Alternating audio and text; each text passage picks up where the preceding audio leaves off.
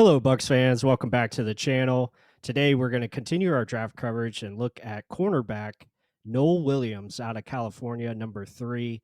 And on this play, he's just going to do a really good job in run defense, physical corner, knows how to get it in on the play and get off blocks, make the tackle. So, really good job here. And we're going to see a lot of this throughout the tape.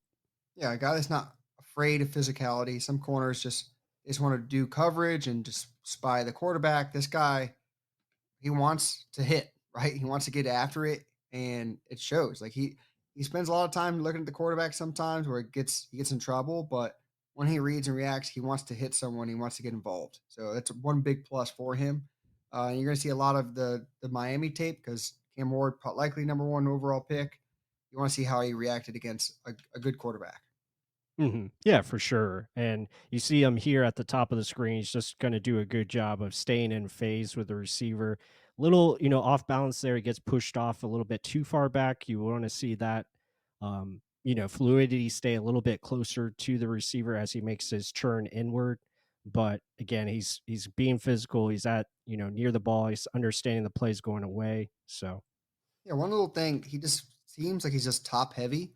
It doesn't have like a lower center of gravity. Kind of, he's more using his bigger half, upper half, which is kind of a little. As a cornerback, you don't necessarily want that necessarily. You want like to stay in phase with the wide receiver the whole time, stay low, move with his hips, but the physicality is there. Like you see, like I was talking about, just gripping on him, not letting him go, on him the whole entire time. When he gets his hands on a guy, he's usually sticking with him the whole ride. right, for sure, and I think that's what he plays into, so he could definitely be like that cover 3 type, press corner, has that ability. Obviously, a natural fit with the Buccaneers. They're having him in for a visit, with the team, so you can see, like, his ability to be in position. There's a little hip stiffness, as you were talking about, so he is top heavy, 199 pounds at 6 foot, but still he's in place to be there at the point of attack. And then same thing here.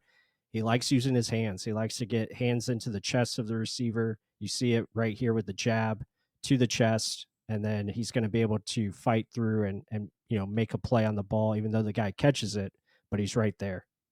Yeah, like the only knock, as I was saying, like he likes to get his hands on, but like he's jumping as he's pushing. Like you gotta stay low in phase, like I'm saying. Like keep your hips down so you can get leverage with that punch. Because the punch isn't gonna have anything if your center of gravity is off. It's you're just throwing air, right? So yeah, he got involved in the play, but he needs to stay low so he can react and get that click and close. Like here, elite timing of the throw. Like, look how quickly Cam Ward gets this thing off. Pop! You don't even see his arm go back. It just goes forward. He doesn't even react, it looks like, because it's like, yes, he's playing his cover three zone. He's waiting for the safety to come down to kind of tip this ball. But it almost looks too easy there. But how did you see that one? Yeah, I kind of saw it that way. Like he's again, his eye vision definitely needs work. His eye discipline needs work as far as ability to feel and understand where these guys are going. Kind of got locked into Cam Ward a little bit too much there because really you want to see him play this aggressive because there's no one else going to his side. So you want to see that better off. And then here, this is what you were mentioning earlier, where like he's looking back to the quarterback, but the lack of feel of the receiver is obviously evident. So there's definitely development and that has to take place for him. Yeah, it's almost like he's almost trying to guess that it's going to be a comeback, right? Oh, the quarterback's looking, it's probably going to be a comeback. But no, it's actually a go, and he's just flying by you. Like he's just touching him here, reaching his arm out in hopes that it's going to be a comeback, but he just flew by him. Better pass, it's a touchdown. So these are things where they're a little bit alarming, right? And his recovery speed isn't really there. He ran a 4.5 at 6 foot, 200 pounds. So he's not a deep speed type of guy, but he's an ultra aggressive type of guy. So and he can make plays. Let's put it that way. So when we're talking bad, but then there is good like this, even though his assignment is here, he broke off and got this deep assignment as well. So there is plus, but there are negatives as well.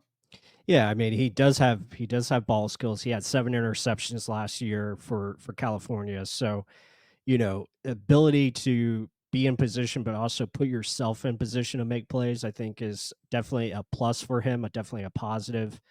Here, same thing. He gets a little bit too deep as he's protecting that corner route by the slot receiver, but his ability to drive towards the football and make tackles, I think, is definitely a plus for him because he doesn't really miss too many tackles. He's usually in position and he makes the tackle right there. So that's something that NFL teams look for at the next level. Yeah, the physicality like is there, but like sometimes it gets a little too hung up on. Like you said, you got 7 interceptions. You get 7 interceptions because you're making the right call plenty of times, and also you have good hands. But here, kind of gets the miss up here. Like they kind of crisscross here. Kind of gets thrown out of place here. But the recovery, okay, it's almost there. There's still opening. If this is any what a better pass at all, like not 10 yards further than the guy is actually going, maybe it's a completion, but still, like his recovery, I would not depend on him to recover quickly at a 4, 5, 6 foot. But then you got plays like this where when he's aggressive, getting his hands on a guy, slowing that route down, rerouting the guy, and then getting in position where he's on top of the receiver, hips in the way. Yes, he can make a play on the ball. Right, for sure. I think this was one of his better reps, and you can see like all the traits come to fruition here where everything works. He's able to reroute, like you said, turn his hips and get eyes back to the football. Here, just being in position to capitalize on this play as he's going to make an interception off a drop pass. So again, just being Johnny on the spot, obviously benefits him as well. Yeah, so I mean, you want guys that are around the ball, opportunists as well, but you also want consistent play when you're asking him to cover one on one, right? So here we go again, bottom of your screen. How's he do with 1-on-1 here? Eh, Yes. Go ahead. Sorry. Yeah, so here again, he just again showing that physicality, being able to drive on the receiver once the play is caught and finish with aggression. So that's important to note. Yeah, so I mean, overall, his upper body strength, yes, is there. He's when he's close to the line, he's good. When he's backed really far behind, where he can read it, it's good. I think to me, it's more in the middle. Like when he doesn't read it correctly, he can get beat deep because his deep speed isn't there.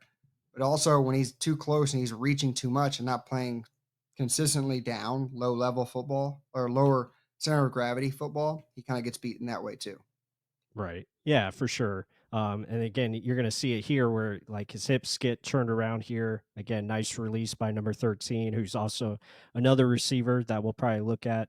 But yeah, I mean, just the ability to adjust here was good. I like his reaction as he's get turned around and gets back in on the play. So that's a positive. But you can see the physicality. Like here, he's pretty much ragdolling 13. Like he's trying to make him go one direction.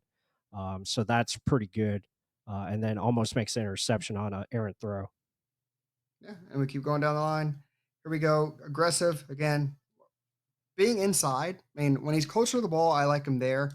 But it's just he can get beat quickly. If there's a better throw, is probably with room to run.